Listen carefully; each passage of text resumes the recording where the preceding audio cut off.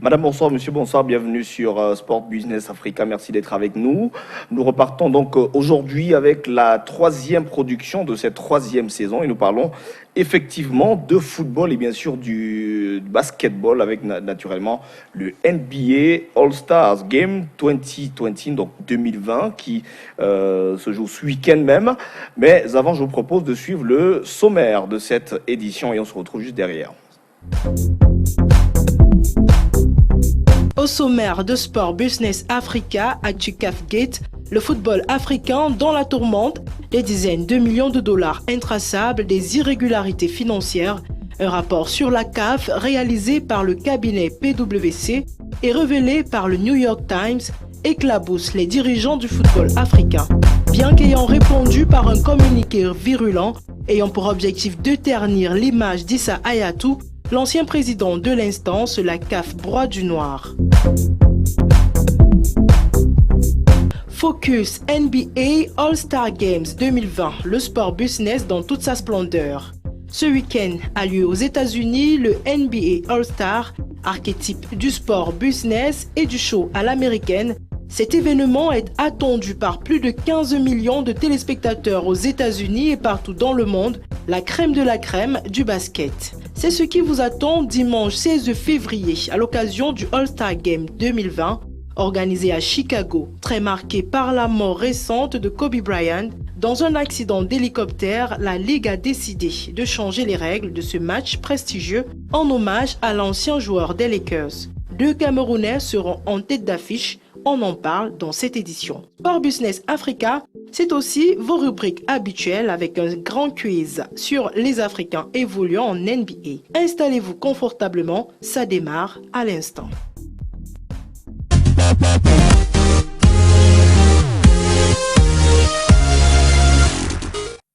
Merci donc à Estrella Bebeng pour ce sommaire. Je reçois donc mes invités de ce soir. Ils étaient avec nous la semaine passée. Ils sont deux qu'il nous reste. Yves Seke, bonsoir et merci d'être venu une fois de plus. Merci.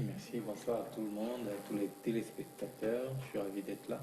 Je rappelle que vous êtes consultant en finance et vous êtes CEO du cabinet CFP, on ne reviendra pas dessus, on a eu l'occasion la semaine dernière d'évoquer. Lui aussi, il est CEO, mais là, de Tattoo Vibes Sport and Entertainment.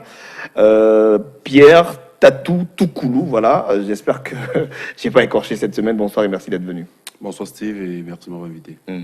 Alors aujourd'hui, donc, je l'annonçais à l'entame de cette émission, nous parlerons de deux sujets, bien évidemment. Le premier, il s'agit naturellement de la CAFgate, le football africain dans la tourmente. Un rapport de PwC qui nous est paru il y a quelques jours révèle que des dizaines de millions de dollars sont intraçables. Il révèle également certaines irrégularités financières, des informations justement qui font que la CAF broie du noir, comme nous le disent dans ce reportage nos confrères d'Afrique Sport. Une nouvelle affaire secoue le président Ahmad. Un rapport d'une 50aine de pages dénoncerait une mauvaise gouvernance et gestion financière au sein de l'instance continentale, d'après notamment le New York Times, qui indique avoir lu le rapport d'audit du cabinet PwC.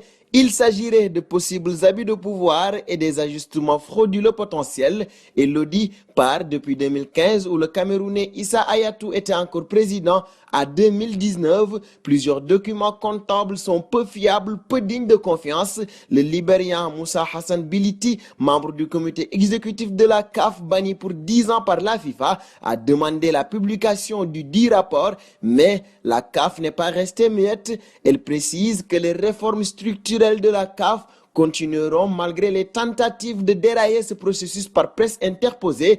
Le comité exécutif de la CAF se réserve par ailleurs le droit de poursuivre en justice tous les auteurs d'allégations mensongères et non fondées qui circulent depuis quelques jours dans la presse et sur les réseaux sociaux. À un an des nouvelles élections pour la présidence de la CAF, l'administration d'Ahmad est mise à rude épreuve avec ce rapport. Voilà, merci à nos confrères d'Afrique Sport. Première réaction, Pierre Tatou. Lorsqu'on regarde ce nouveau rapport, peut-être nous on n'a pas encore eu l'occasion de le parcourir, mis à part le New York Times, mais les révélations qui nous sont parvenues, quelle est la première réaction que vous avez vis-à-vis de cela? La première réaction, c'est que on a l'impression que la CAF, l'exécutif actuel de la CAF, renvoie la faute à l'exécutif passé. C'est-à-dire, on a l'impression que la CAF veut nous montrer, ou alors veut démontrer qu'elle est en train de corriger certaines qu'elle est en train erreurs. de corriger certaines erreurs qui ont été commises en 2017. Oui. Donc, en fait, il faudrait peut-être que le rapport soit public pour que les uns et les autres puissent avoir un aperçu général ou alors en détail même déjà de ce qui est écrit à l'intérieur pour qu'on sache si c'est avant 2017 ou pendant même l'exécutif actuel. Parce que il faut dire que le président Ahmad a pris les fonctions en mars 2017 et on a l'impression en fait que l'exécutif actuel veut renvoyer le tort à tout ce qui à l'exécutif de Issa Yatou. C'est-à-dire, ils n'ont rien fait, ils sont venus, ils sont en train de faire le ménage, ils sont en train de laver, tout ça. Voilà. Donc, mais attends, on nous présente aussi ce qu'ils ont fait depuis 2017. Est-ce que c'est dans le rapport en question? Ce n'est pas. Parce que là, maintenant, vous voyez, l'exécutif, la CAF actuelle, essaye d'attaquer toute personne qui serait en train de remettre en cause leur gestion. Est-ce que c'est pas la CAF qui a le président Ahmad et son équipe qui ont détourné ou alors qui ont mal géré ce qui peut-être 5 ou 10 millions d'euros? On se dit non, attends, les 24 millions d'euros c'est peut-être Issa Yatou et ses amis. Pourquoi pas Ahmad? On ne sait jamais. Alors, est-ce que Yves Seké, l'ancien exécutif donc, qui a été piloté par Issa Yatou, est-ce qu'il devrait avoir peur aujourd'hui quand on regarde ce rapport? De mon point de vue, il ne devrait même pas avoir peur pour une raison. Si on est dans une logique de management performant, quand tu prends fonction, tu fais un petit audit de ce qui a été fait. Naturellement. Donc, ce n'est pas au bout de 2-3 ans que tu viens dire que le tort est... Non, vraiment, si tu voulais préserver tes arrières, bien avant même l'audit qui a été sollicité par la FIFA, Ahmad, pour son propre bien, aurait déjà essayé d'auditer à son propre compte pour être sûr qu'il n'y a pas justement déjà des manquants qu'il faudrait combler et le signaler. Mais maintenant, c'est totalement irrecevable que ce soit bizarrement maintenant qu'on pousse le tort à l'ancien exécutif. Donc, c'est un peu ça. Voilà, ce sont donc des informations tout à fait troublantes qui dépeignent un sombre visage de l'instance dirigeante du football africain. C'est ce que nous révèle d'ailleurs le New York Times, le quotidien américain, a eu accès au résumé du rapport que la Fédération internationale de football, la FIFA, a communiqué, ou du moins a commandité du cabinet PwC, 55 pages qui suggèrent que des dizaines de millions de dollars ont été détournés par la Confédération africaine de football dans la période allant de 2015 à 2019. Comprendre les CAF Leaks et le CAF Gate en 5 minutes, c'est ce que nous propose notre confrère de la chaîne Patriote Info du Sénégal. Selon le journal BBC, la FIFA serait donc en train d'enquêter sur les transactions financières de la CAF, donc l'organe directeur mondial du football. La FIFA qui souhaite enquêter sur une série de transactions financières effectuées par la Confédération africaine de football, à savoir la CAF, à la suite donc d'un audit de l'organe directeur du continent. Un groupe donc de travail conjoint CAF-FIFA a estimé davantage d'informations étaient nécessaires et recommandé des enquêtes plus approfondies dans plusieurs domaines, y compris dans les transactions de la CAF avec la société française Tactical Steel.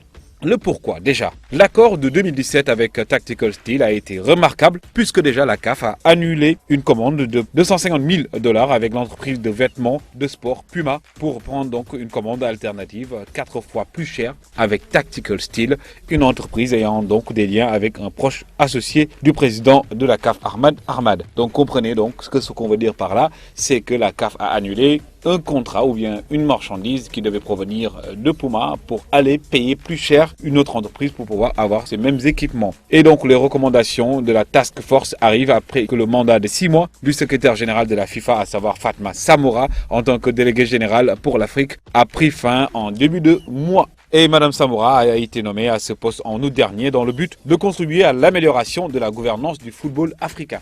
Et à la fin de son mandat, devinez bien, le groupe de travail conjoint a présenté donc donc une série de conclusions, de recommandations entre autres et aussi des propositions aux dirigeants de la FIFA lors d'une réunion au Maroc. C'était donc le 2 février dernier. Et si certains de ces conclusions portaient donc sur l'amélioration des infrastructures, il faut noter également que l'arbitrage était en question et des compétitions sur le continent. Un plan d'action de 100 points a également été élaboré en matière de bonne gouvernance. Nous continuons toujours les amis parce que c'est très intéressant et c'est à partir de là que ça l'est. C'est que parmi ces recommandations figurait le souhait de recevoir les paiements financiers effectués entre la CAF et Lagardère, société française des médias qui gérait donc un accord de télévision et de marketing d'1 milliard de dollars concernant les principales compétitions de football de la CAF. Effectuer donc une vérification préalable des paiements du fonds de développement de la FIFA, à savoir la FIFA World et la CAF elle-même, aux 54 associations membres de l'Afrique ainsi qu'aux 6 unions de zone enquête sur les allégations de mauvaise gestion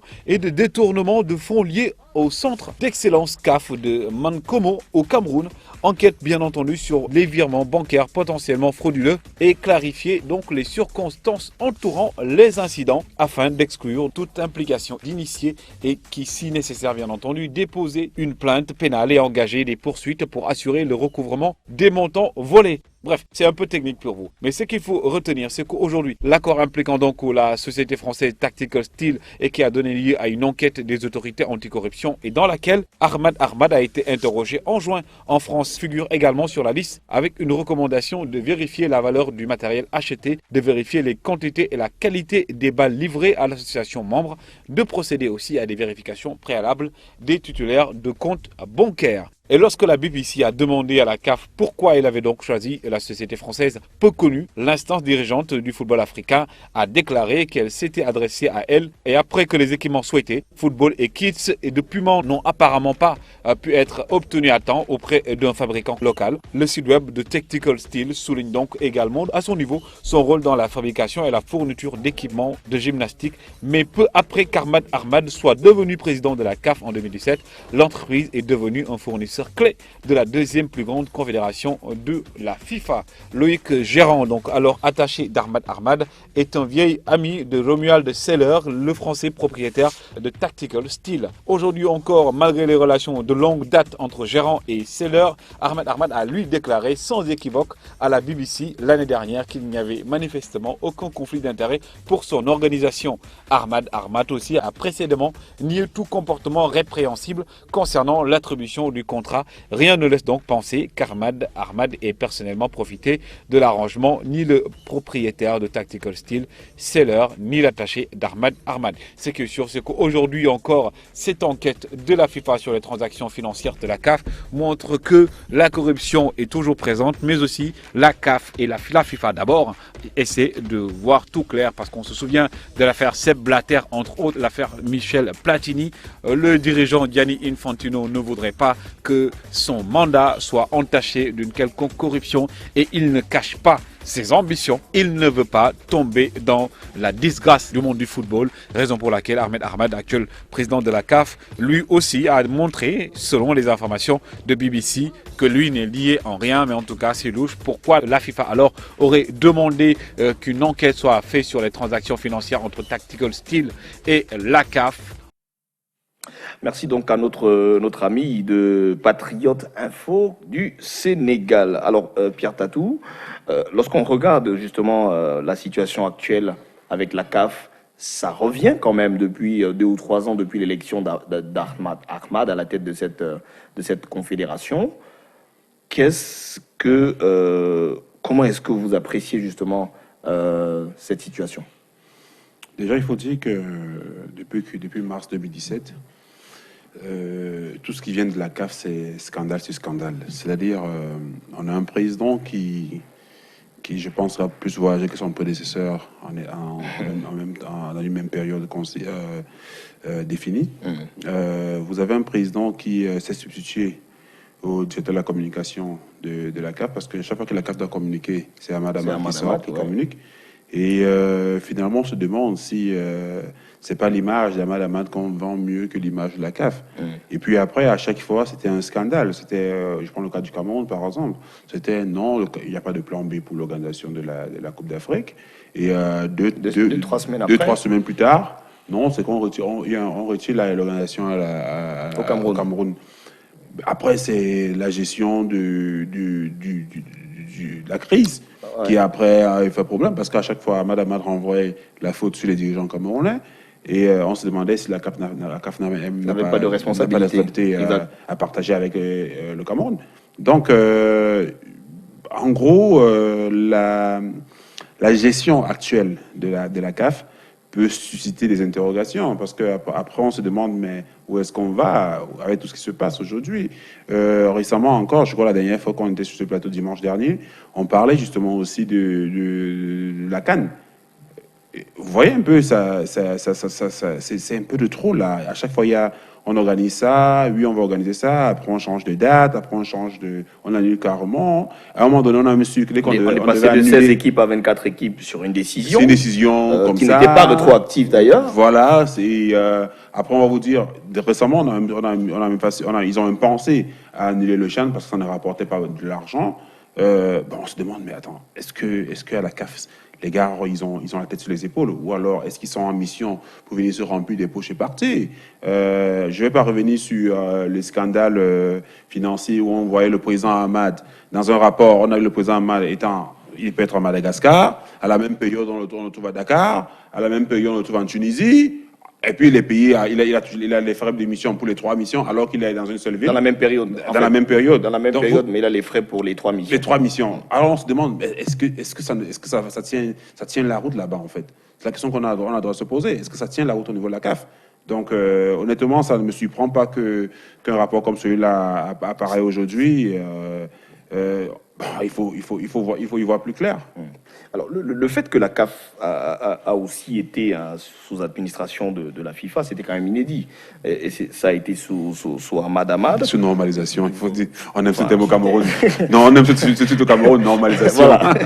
Donc, quand on sait que le rapport qui a été publié justement par PwC devrait être secret, puisqu'il n'a pas encore été rendu public de manière officielle, à qui est-ce qu'il profite réellement le crime qui a été posé? À la FIFA ou bien à qui est-ce qui pourrait profiter? Parce que qui profite, je veux pas être le premier à porter le doigt accusateur, de peur que, malgré ma petite personne, la FIFA se retourne contre moi. Non, mais Madame menacée porter plainte. À qui pourrait profiter, en fait, ce crime? Tatou l'a dit tout à l'heure, c'est des enchaînements de challenges qui se passent à la CAF actuellement.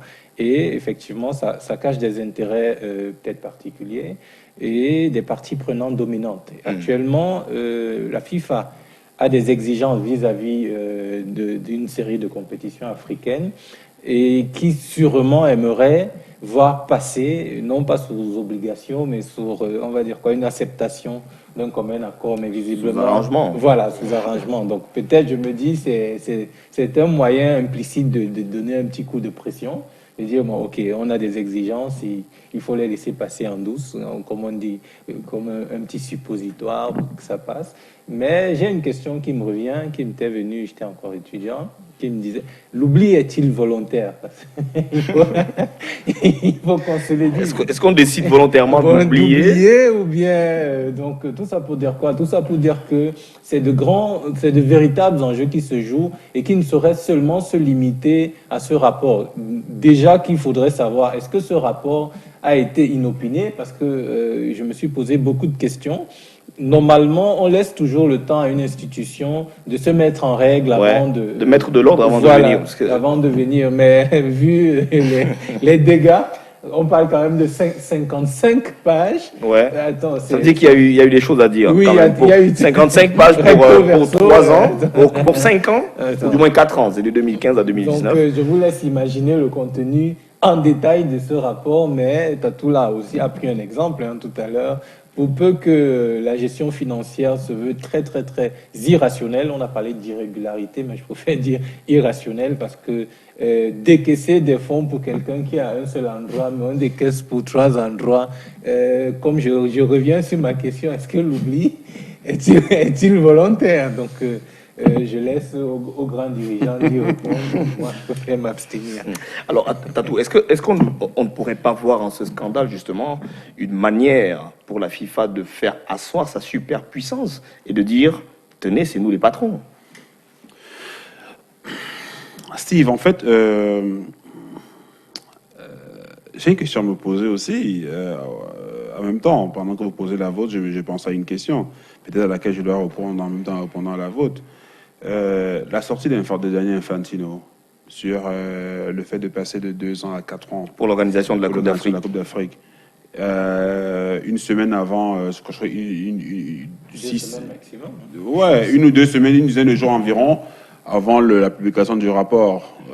Est-ce que la FIFA n'est pas en train de mettre une certaine pression à la CAF, ou alors est-ce que la FIFA n'est pas en train de préparer les esprits des Africains à dire, écoutez, la CAF est mal gérée, nous on viendra corriger la gestion. Erreurs, ouais. Est-ce que et puis après, bon, on prend le scandale financier pour faire passer comme raison, ou alors comme motif pour faire passer la CAN de 2 à 4 ans, pour faire passer un certain nombre de réformes à la CAF. On est quand même en train de se poser la question de savoir vraiment, comme vous avez posé votre précédente question, à qui profite le crime. Est-ce que à ce moment-ci, c'est pas à la FIFA que profite le crime, vu que la FIFA est en train de vouloir impulser des nouvelles réformes, ou alors imposer, il faut dire les choses comme elles sont, imposer des mécanismes de fonctionnement, ou alors des stratégies de fonctionnement, ou alors des stratégies de gouvernance à la CAF. Et elle profite justement de son bras armé dans les médias pour dire, écoutez, voilà ce qui se passe à la CAF. Nous, si nous on vient, c'est pour vous aider en réalité. Vous voyez un peu. Donc, et puis après, on est d'accord que la FIFA aussi, en collaboration avec FIFA Pro, FIFPro, pardon, ouais, a sorti un communiqué où on a vu des informations circuler selon lesquelles la FIFA paierait désormais les salaires des joueurs qui ne sont pas payés dans les clubs, et on sait principalement que majoritairement les joueurs qui ne sont pas payés sont résidents en Afrique. Ouais. Donc en même temps, est-ce que c'est pas un mécanisme qui est mis sur pied pour venir récupérer entre guillemets la gestion de la CAF ou la gestion des affaires du football africain? Donc on est quand même en droit de se poser des questions. Donc en réalité, je dirais justement dans ce sens-là, la FIFA ne serait peut-être pas en train de vouloir légitimiser sa prise de la CAF. Je dirais certainement oui. Voilà, il y a une note de la CAF, de la FIFA, c'est la FIFA ou la CAF? Voilà, de la CAF qui vient d'être rendue publique. Donc le comité exécutif de la CAF qui s'est réuni le 14 février 2020 à Doha a consacré la première partie de ses travaux donc à l'examen du rapport PwC portant revue organisationnelle de la CAF sur les exercices de 2015 à 2019 qui a été réalisé en moins de 3 mois. Voilà. Et la CAF précise bien que, invité à cette session du comité exécutif, le cabinet PwC a brillé par son absence. Le comité exécutif conteste donc les allégations non fondées contenues dans ce rapport, notamment les points suivants. Prise en charge de funérailles. Il s'agit d'actes de solidarité en faveur des familles de personnes ayant servi le football africain, dont la famille de feu Hussein Soalé, décédé de retour de mission dans un crash d'avion. Et la CAF évoque également les fonds de la FIFA Forward, dont l'utilisation est strictement encadrée donc, par des procédures de la FIFA elle-même. Pour rappel, les années 2015, 2016 et 2017 ont fait l'objet d'un audit de la FIFA à travers des cabinets internationaux au nombre desquels figure le même PwC. Il y a également Tactical Steel sur ce dossier. Les procédures sont en cours devant diverses instances. La CAF se tient donc à disposition afin de fournir toutes les justifications concernant cette opération autorisée au préalable par le comité exécutif. La deuxième réunion, donc, la deuxième partie de la réunion a été consacrée à la présentation de Transform CAF 2021, la feuille de route de la CAF pour la période 2020-2021. Donc, bref, globalement, la CAF nie en bloc ce rapport de ces accusations de PwC et dit que le même cabinet avait déjà produit un premier rapport en 2015, 2016, 2017. Elle ne comprend pas pourquoi elle revient sur sur ces 3 années-là. justement, je reviens sur ma question. Est-ce que à ce niveau, justement, ce rapport n'a pas été quand même, on va dire quoi, commandé pour effectivement salir le nom de la CAF? Si tu me demandes me pose la question de savoir si ce rapport était une mission commanditée par la FIFA pour salir l'image de la CAF, je vais dire, je ne peux pas répondre avec affirmation. Parce que, vous savez, je dis souvent à mes enfants... La CAF dit clairement que PwC n'a pas pris part au comité exécutif. Je vais répondre simplement, comme je le dis souvent à mes enfants à la maison, si tu me donnes le balai pour te fesser, je vais le faire. La CAF a donné à la FIFA l'occasion de venir enquêter. Parce que honnêtement, quand vous voyez un rapport qui circule, à un moment donné, je me souviens pendant la CAN, en Égypte, on a eu des rapports où le président Ahmad se fait payer pour 3 missions différentes alors qu'il est dans un seul pays. Mais attention, on a un problème. On a eu des rapports où les gens transportaient achetaient des cartons de champagne pour des conneries. Ça, on a un problème.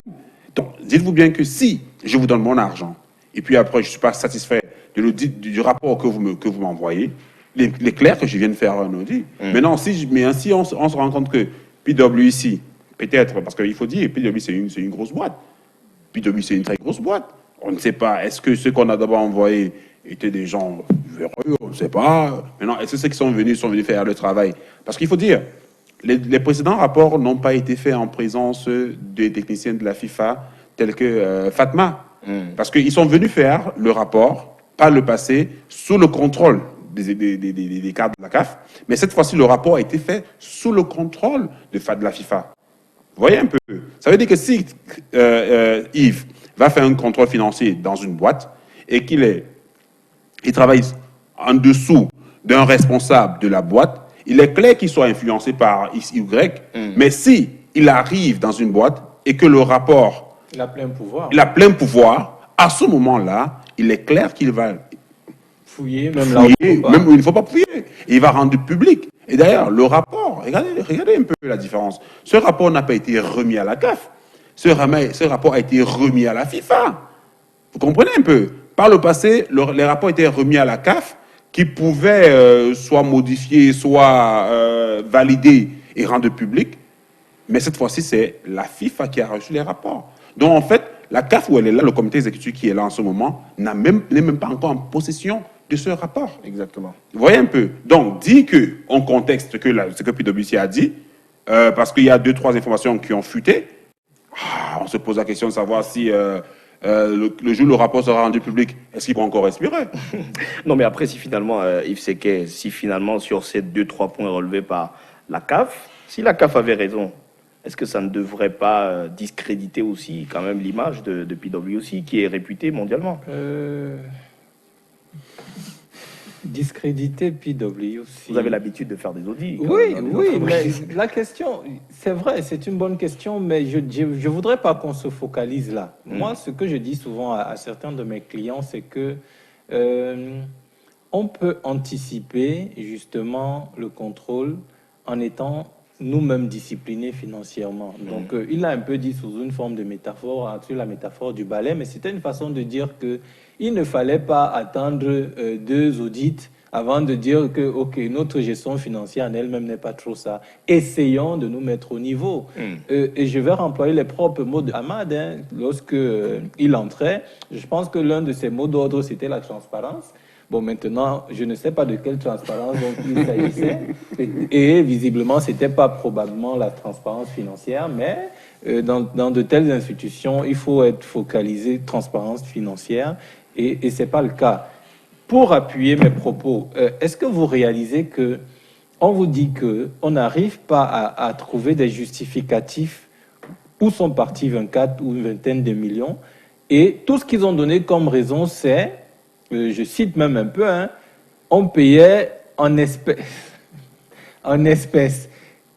Comment on dépense une vingtaine de millions de dollars en espèces? Ouais. On a parlé de funérailles tout à l'heure. Excusez-moi, mais c'est traumatisant. Ridicule quand même. Voilà, c'est à un moment donné. Ridicule. Je peux comprendre que peut-être PwC il y a aussi des failles dans l'œuvre. C'est pour ça que j'ai dit tout à l'heure, peut-être c'était un contrôle inopiné, ils n'ont pas laissé. Ils ont aussi peut-être leur tort, mais le plus grave ne se situe pas du côté de la FIFA, je ne pense pas. Le plus grave se situe du côté de la CAF, et j'aimerais qu'ils en prennent conscience et ils se mettent au niveau pour le bien, non pas de l'institution, mais du football en Afrique. En tout cas, nous suivrons donc Voilà. de près cette affaire et nous reviendrons dessus au moment opportun. Nous parlons actuellement du focus de cette émission, le All-Star, le NBA All-Star Game 2020, le sport business dans toute sa splendeur. Ce week-end donc a lieu aux États-Unis le NBA All-Star, un archétype du sport business et du show à l'américaine.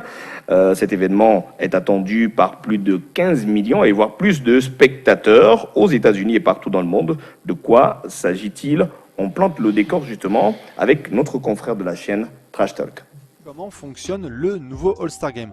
Donc on va faire ça étape par étape, comme vous pouvez vous imaginer.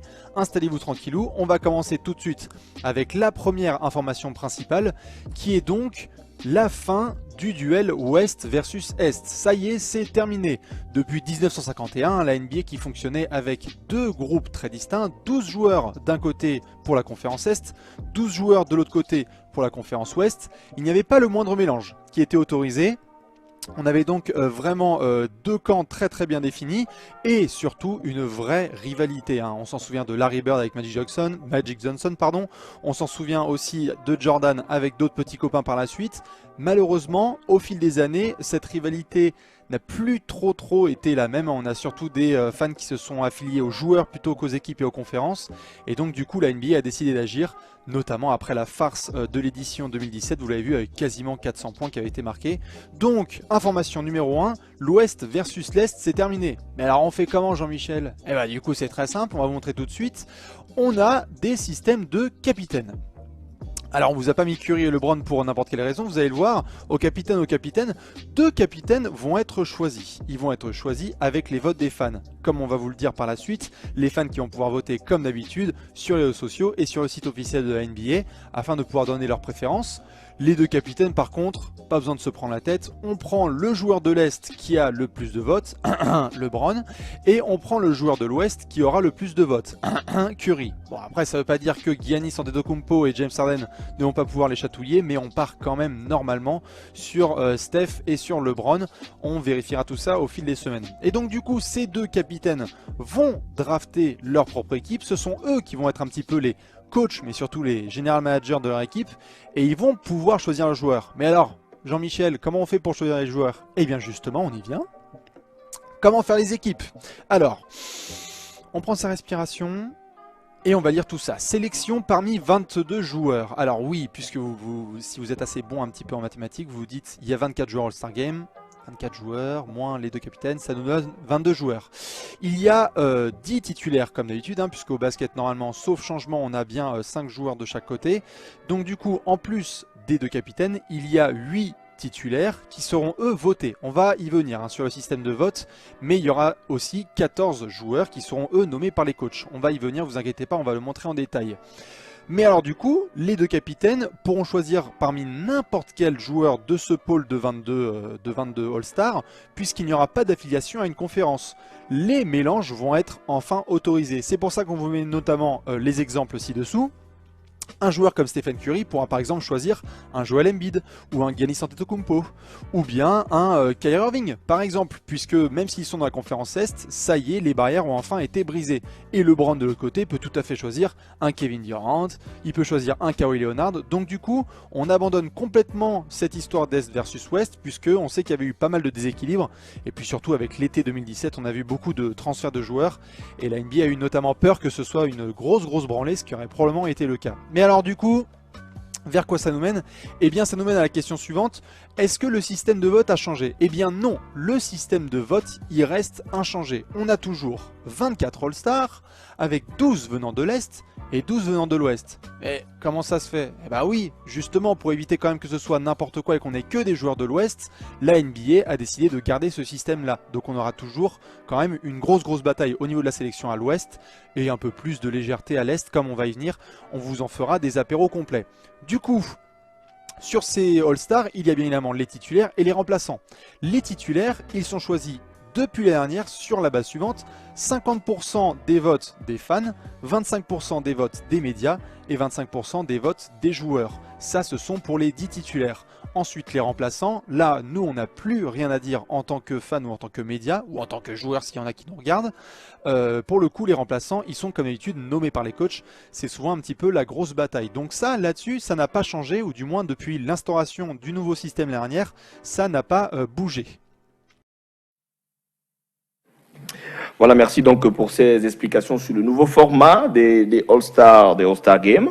Alors, quand on regarde ces deux équipes, heureusement, j'ai avec moi deux spécialistes du basketball, des pratiquants d'ailleurs du basketball, quoique amateurs. Voilà. Alors, Pierre Tatou, lorsqu'on regarde justement ces deux compositions d'équipe, on devrait s'attendre à quoi? Un très beau spectacle. Un très beau spectacle. Vous avez des... En fait, là, il faut comprendre aussi que le All-Star Game, comme on dit comme le nom l'indique, c'est le match des étoiles. Ouais. C'est le match des stars. Donc, on peut s'attendre à un très beau spectacle. C'est ce qu'on peut dire sur le plan technique, ou je sais pas. Donc, c'est deux trucs. Une belle soirée en fait. Voilà, la crème de la crème du football, donc du basketball, voilà, c'est ce qui nous attend la nuit. J'aimerais ajouter, beaucoup de gens commencent à se plaindre justement du niveau d'engagement, parce que c'est plus compétitif, c'est vraiment uniquement pour le spectacle. Et puis, mais même jusque-là, ça n'a pas diminué les entrées, ça n'a pas diminué les recettes. Ça reste du beau spectacle. Voilà, donc on attend les meilleurs joueurs de NBA pour le All-Star Game 2020, la nuit du 16 février. Voilà, cette nuit du 16 février, à l'occasion ce sera à Chicago. Voilà, très marqué par la mort récente de Kobe Bryant dans un accident d'hélicoptère. La Ligue a décidé de changer les règles de ce match prestigieux, en hommage donc à l'ancien joueur des Los Angeles Lakers. Voici tout ce qu'il faut savoir sur l'événement. Il nous est planté par Marina Kokvina. Le All-Star Game regroupe les 24 meilleurs joueurs de la NBA repartis entre l'Est et l'Ouest. Les fans votent à hauteur de 50%, la presse 25% et les joueurs 25% pour élire les 5 meilleurs joueurs de chaque conférence qui débuteront le match de ce 16 février. Les entraîneurs prennent le relais pour élire les 24 joueurs remplaçants, 7 à l'Est et 7 à l'Ouest. Jusqu'en 2018, l'équipe de l'Ouest affrontait l'équipe de l'Est. Désormais, 2 capitaines d'équipe élus par les fans choisissent leurs coéquipiers, peu importe leur conférence, lors d'une draft. Comme l'année dernière, la star des Lakers, LeBron James, a été élu pour représenter la team LeBron et le grec Giannis Antetokounmpo pour la team Giannis. C'est le gros changement de cette année. La Ligue a décidé de faire des 3 premiers cartons, 12 minutes chacun, des mini-matchs dont les scores seront remis à 0 à chaque fois avant d'être rétablis lors du 4e carton. C'est là que l'hommage à Kobe Bryant qui portait le numéro 24 prend forme. L'équipe gagnante sera celle qui atteindra un score cible déterminé par le total des points marqués par l'équipe en tête au cours des 3 premiers cartons, plus 24 points. Du vendredi à dimanche soir, le monde du basketball vit au rythme des animations All-Star. Le vendredi, le match des célébrités, très important pour faire connaître l'événement au grand public, et le Rising Star Challenge, match des jeunes joueurs entre la Team World et la Team USA, assure le show. Puis, le niveau monte en pression dès le samedi, jour des concours. On peut s'y délecter du concours de talent qui récompense le plus juste passeur, dribbleur et tireur. Ensuite a eu lieu le concours du tir à 3 points où 8 gâchettes tentent chacun 25 tirs pour se hisser en finale. Enfin, le Slam Dunk Contest, fournisseur officiel de frissons qui a fait la légende de Michael Jordan, cloue le spectacle. Des paniers spectaculaires réalisés par de réels acrobates font se lever toute la foule et rend les juges hystériques. Pour l'édition 2020, ce sont pas moins de 27 sponsors qui ont acheté des espaces à la NBA, allant de l'équipementier maillot Nike aux boissons alcoolisées Jack Daniels ou Budweiser. Les marques se poursuivent au portillon pour placer leur nom au cours de l'événement et ainsi profiter de la visibilité du All-Star Game pendant tout un week-end.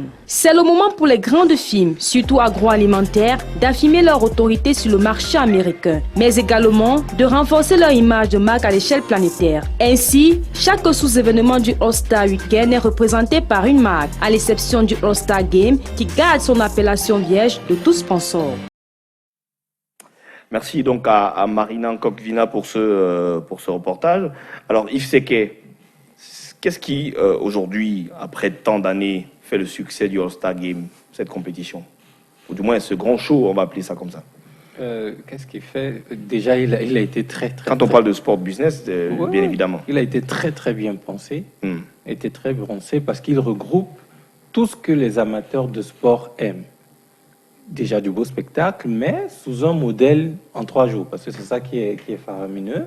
Le premier jour où, comme elle a dit tout à l'heure, il y a la Team World contre la Team NBA, ou America, entre guillemets.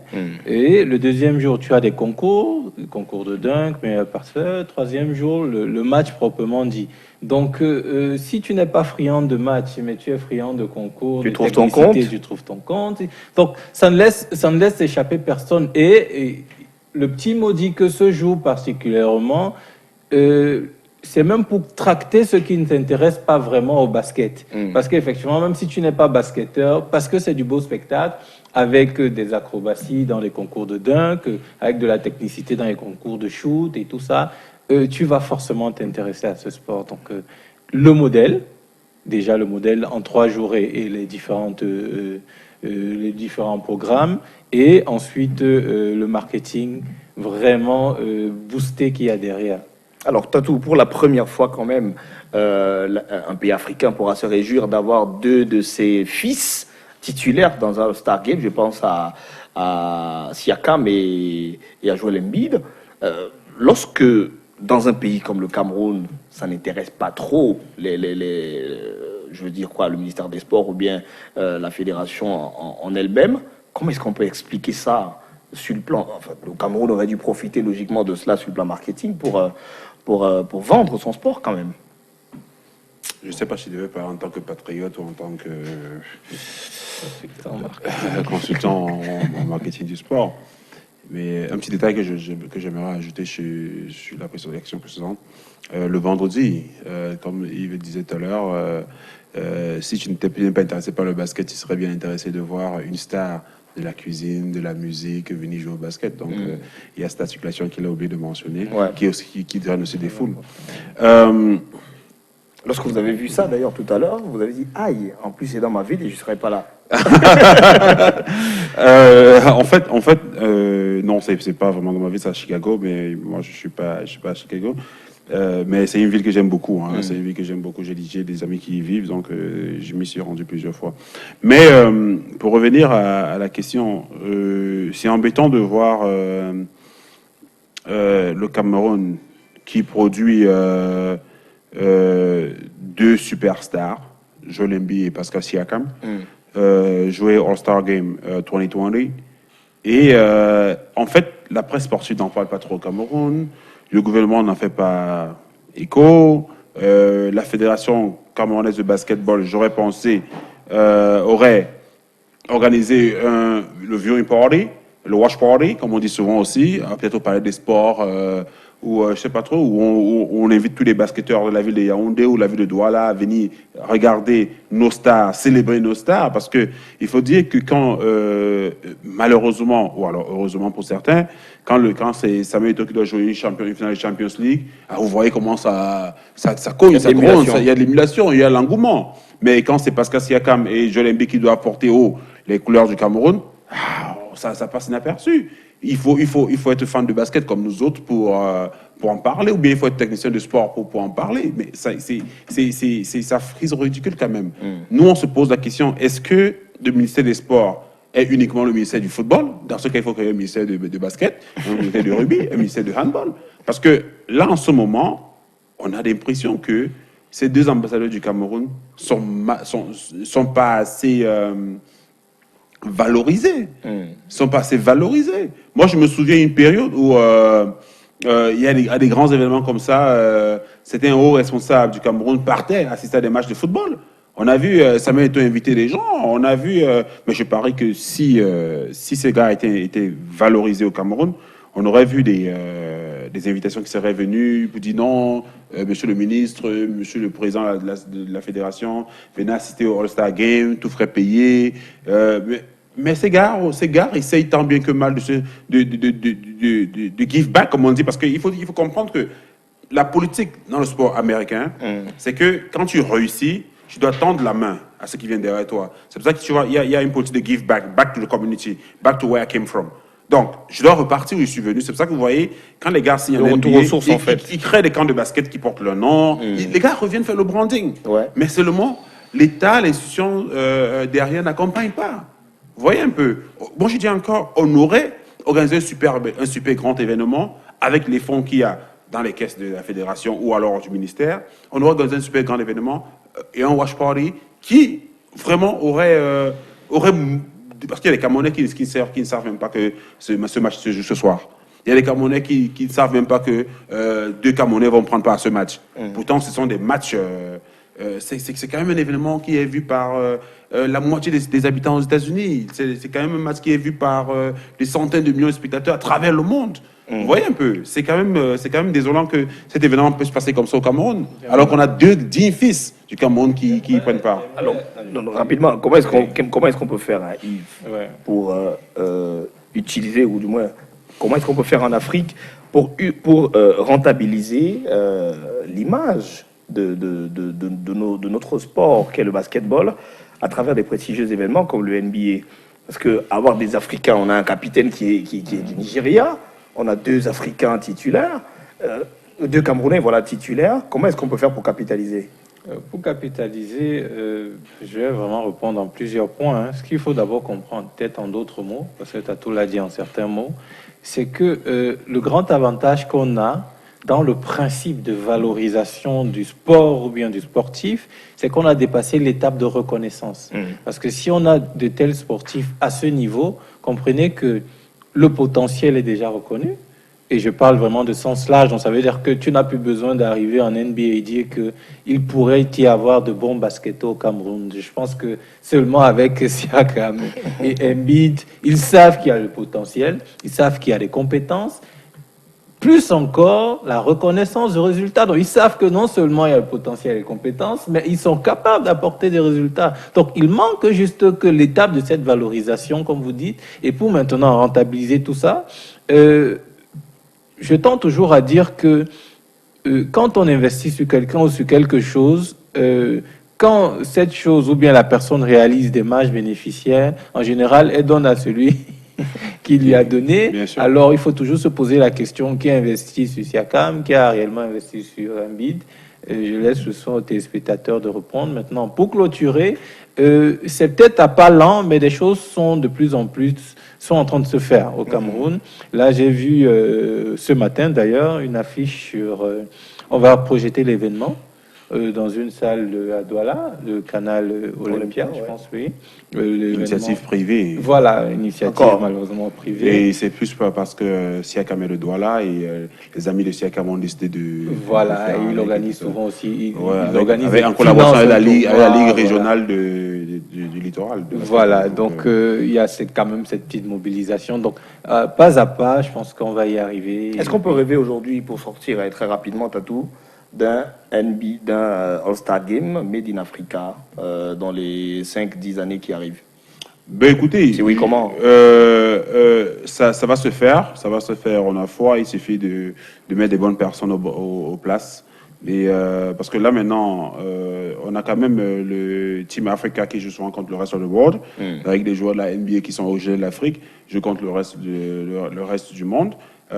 Ça crée pas encore l'événement qu'on veut, mais ça commence à arriver à ce niveau. Maintenant, il faut aussi, pour qu'on arrive à ce que vous souhaitez, il faudrait qu'il y ait du travail de fond qui est abattu. Donc, on espère qu'avec le temps, le travail sera abattu et plus tard, dans 2, 3, 4, 5 ans maxi, qu'on ait justement ces événements-là made in Africa. Alors, pour sortir rapidement, on va prendre un petit quiz en 30 secondes. Il y a un très talentueux basketteur également qui a été révélation cette saison, qui ne sera pas là. Il s'appelle Serge Ibaka. Il est d'origine congolaise. Pour quel pays est-ce qu'il évolue maintenant? L'Espagne. Voilà, l'Espagne, Tatou. Voilà. Serge Ibaka. C'est bien de le dire comme ça, Serge Ibaka. Alors, la nationalité, ou du moins les origines du capitaine de la team Giannis, Nigérienne. Voilà, Nigérian, il évolue aujourd'hui. Nigériane. Nigériane, voilà, c'est un Nigérian. Il évolue aujourd'hui pour la Grèce. Et enfin, Pascal Siakam, le Camerounais, il a terminé la saison avec quelle distinction personnelle? MIP qui signifie Most Improved Individual Players. Voilà, merci. Merci en tout cas à vous. Contrairement au football la semaine passée. Les années de basket. En fait, c'est deux anciens basketteurs sur tout le plateau. Voilà. Donc c'est difficile Contrairement au football de se planter. la semaine passée où vous avez pointé un 0 collectif. Je vous donne une moyenne très très excellente aujourd'hui. Merci en tout cas Tatou, merci Yves Seket d'être passé. Merci à tous ceux qui ont contribué justement à la réalisation de cette émission. Dieu bénit Bangala qui s'est fait remplacer aujourd'hui par le grand monsieur Tamo.